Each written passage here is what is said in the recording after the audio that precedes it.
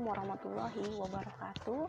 Perkenalkan, nama saya Linawati. Saya mahasiswi dari Institut Agama Islam Palangkaraya. Sekarang saya sudah semester 2 dengan program studi perbankan syariah.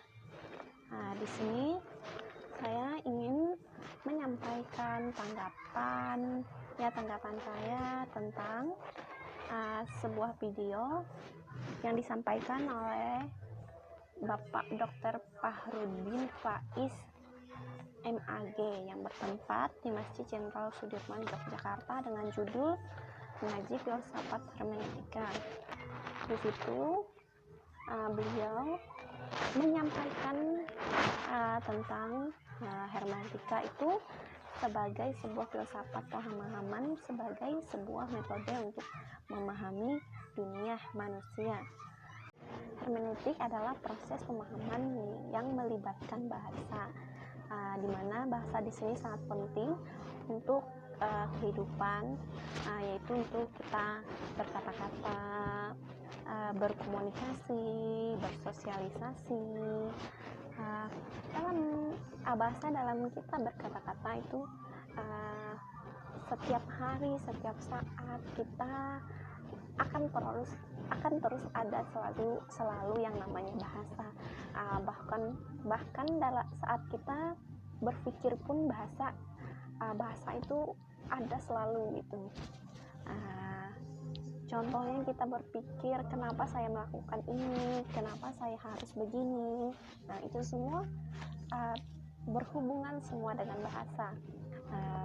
Terutama yang penting saat kita berkomunikasi, saat kita menyapa orang, saat kita berbicara dengan orang, itu sangat dibutuhkan. Terus dalam bersosialisasi, nah ini yang paling penting, bahasa sangat dibutuhkan karena di dalam semua kegiatan atau setiap apapun hal yang kita lakukan itu melibatkan bahasa. Dalam hermeneutik itu berawal dari berpikir, terus berkembang, terus berubah menjadi pelaksanaan hingga memunculkan penafsiran. Nah, itulah hermeneutika. Disitulah pola berpikir atau perkembangan berpikir kita dibutuhkan.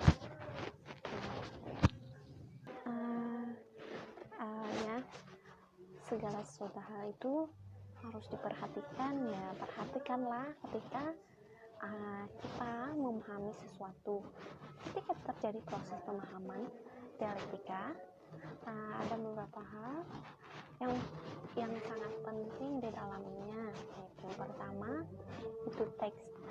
Teks adalah apa yang kita baca, apa yang kita pahami. Di balik teks pasti ada konteksnya. Itulah di balik teks itu ada latar belakang kenapa timbul teks tersebut. Segala sesuatu yang kita baca dan kita pahami itu ada karena ada sebabnya. Segala sesuatu itu tidak mungkin muncul begitu saja tanpa ada sebab. Di antara konteks itu ada autor.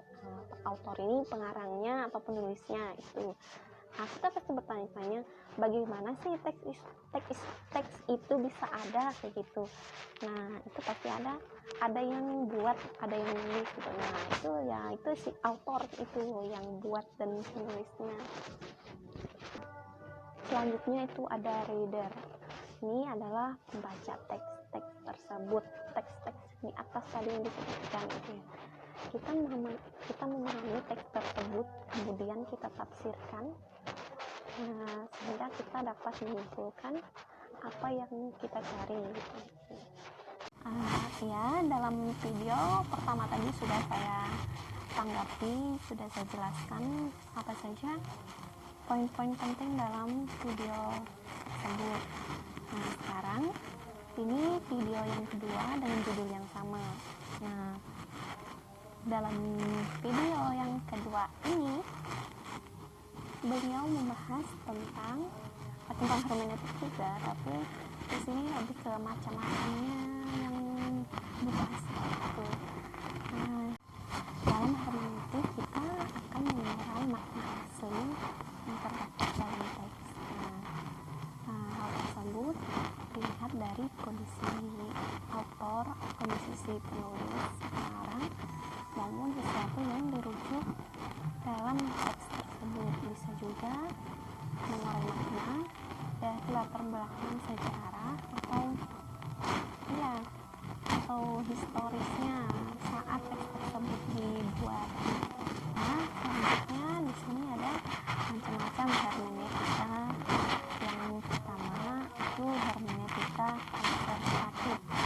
Di sini kebenaran teks tersebut terdapat dalam maksud pengarangnya. Maksudnya tuh di sini maksudnya ada di autor gitu. Itu tergantung dari si pengarangnya, dari si penulisnya.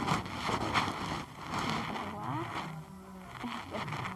pemahaman audiens pertama yang dituju oleh teks itu.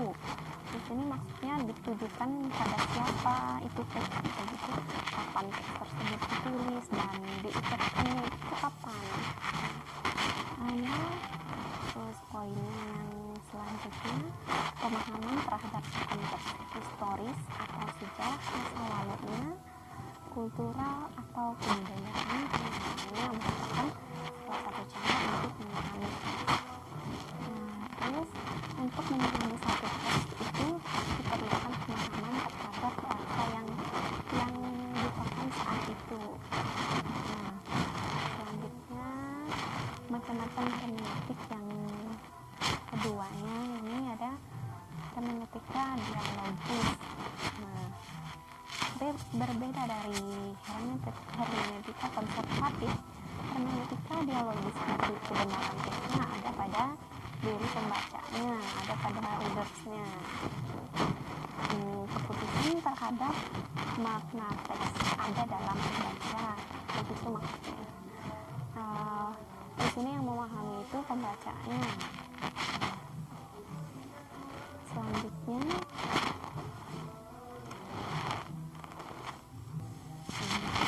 dalam hermeneutik dialogis ini penguasa makna adalah pembacanya, readernya, karena adalah sesuatu yang tidak bergerak. Jadi tersebut tidak dapat berbicara, tidak dapat menyampaikan apa makna yang terkandung di dalamnya, sehingga hanya si pembaca yang dapat dan bisa memahami teks tersebut. Yang ketiga, macam-macam itu yang ketiga hermeneutika kritis.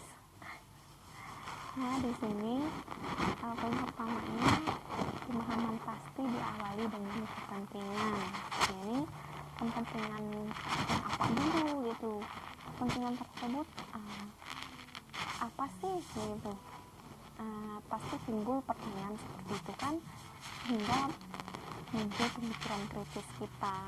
Kita pasti akan mencari tahu apa kepentingan itu, kepentingan tersebut, sehingga kita mendalaminya, terus menganalisis, kemudian kita menyimpulkannya. Terakhir itu hermeneutika radikal.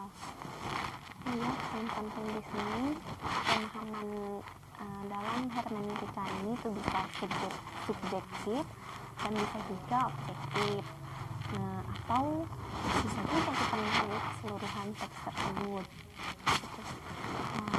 Dan selanjutnya, segala sesuatu itu maknanya terkandung dekonstruksi. Tahu itu dekonstruksi. Dalam membaca itu saat memahami makna teksnya, tidak boleh terus mempertahankan makna atau apa sih makna yang sudah ada gitu, maknanya sudah lama. Kita tuh perlu menentukan makna yang baru, yang lebih masuk di akal, lebih realitas gitu. Begitu. Ya, sekian dari tanggapan saya terhadap dua video yang disampaikan beliau tadi. Ya, sampai di sini saja. Untuk kurang dan lebihnya mohon maaf. Sekian dan terima kasih. Assalamualaikum warahmatullahi wabarakatuh.